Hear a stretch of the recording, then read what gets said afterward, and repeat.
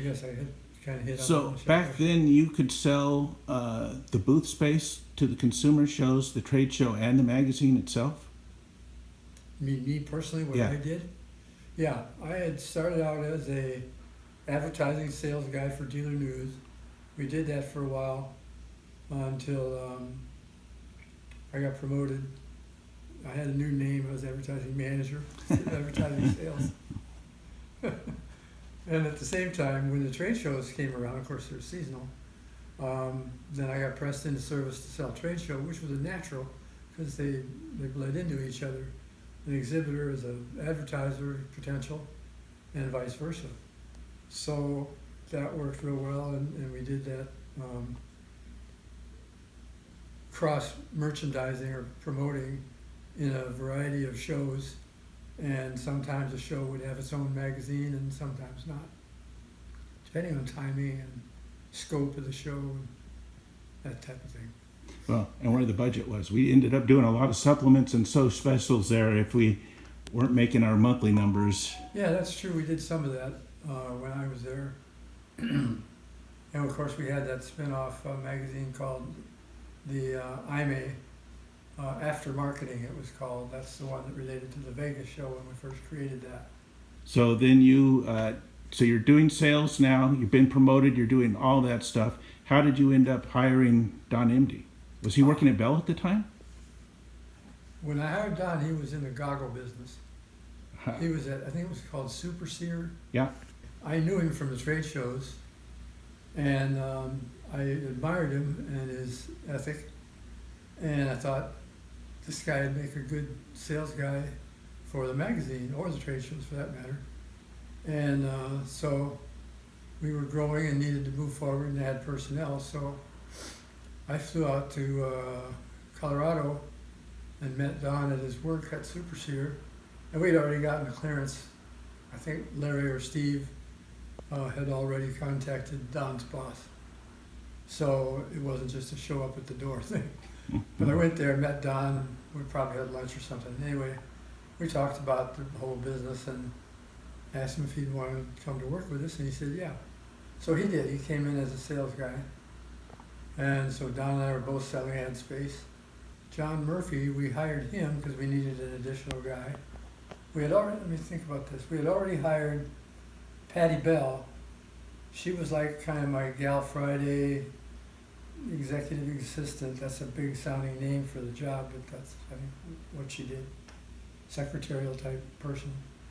And then I didn't know at what point she and John Murphy became an item, but they did.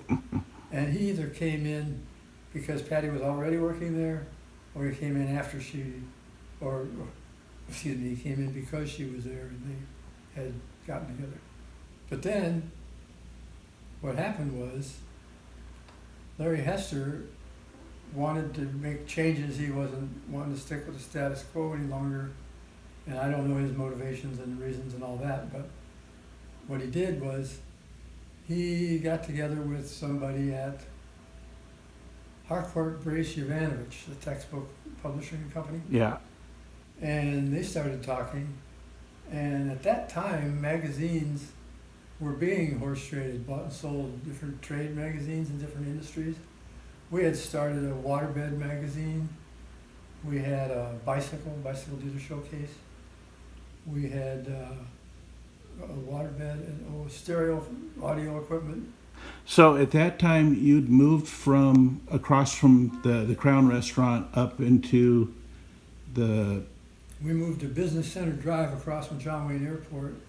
Okay. After the location down on Coast Highway by the Crown House. And that would have been very early in my being in the company. I'd say we probably, if I went there in 73, probably by 75 we moved, I would guess, somewhere close to there, to Business Center Drive in Irvine. So Larry Hester got talking to this Harcourt Brace Yovanovich and decided that he would sell a company. And I was not happy or comfortable because I thought things are going to change. And I'm a conservative type of a brain. I don't like change so well. certainly when it was all unknown, unexplained. So what they did was they put me on a plane and flew me back to, it was Ohio. I want to say Westerville, but that was the AMA. Anyway, they had offices in Ohio, and I went to Columbus maybe. I went there and sat down and talked with them, and they said, well, we're going to keep the magazine and the trade show together, and we're going to keep doing the same things. And the bottom line of that was that's not what happened. They didn't do that. They, right after the sale came together, they divided it. They had a trade show division, so to speak, and a magazine division. And the cross-promotion really was sort of damped down and eliminated to a great extent. It wasn't there anymore, and I really didn't like that. And I was not real pleased with the way things were going. And basically, I started becoming more open to the idea of changing myself.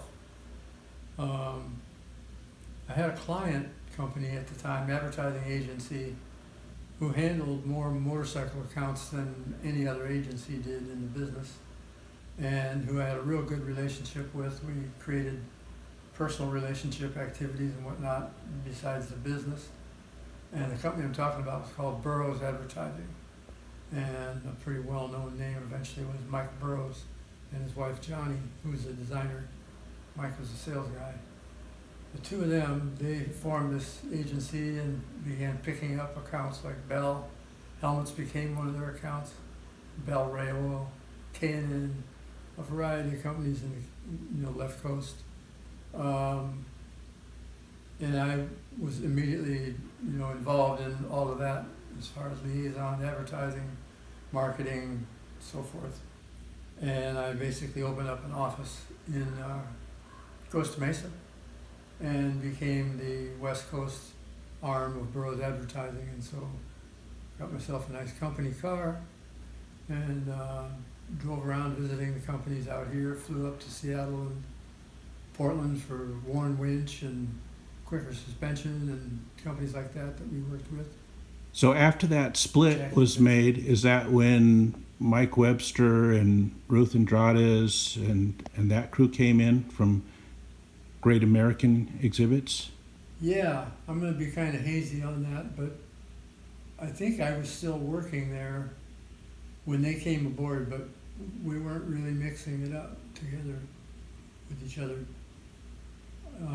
So I never really had very much contact with or interaction with Mike. I knew who he was, we met, but there wasn't very much further than that.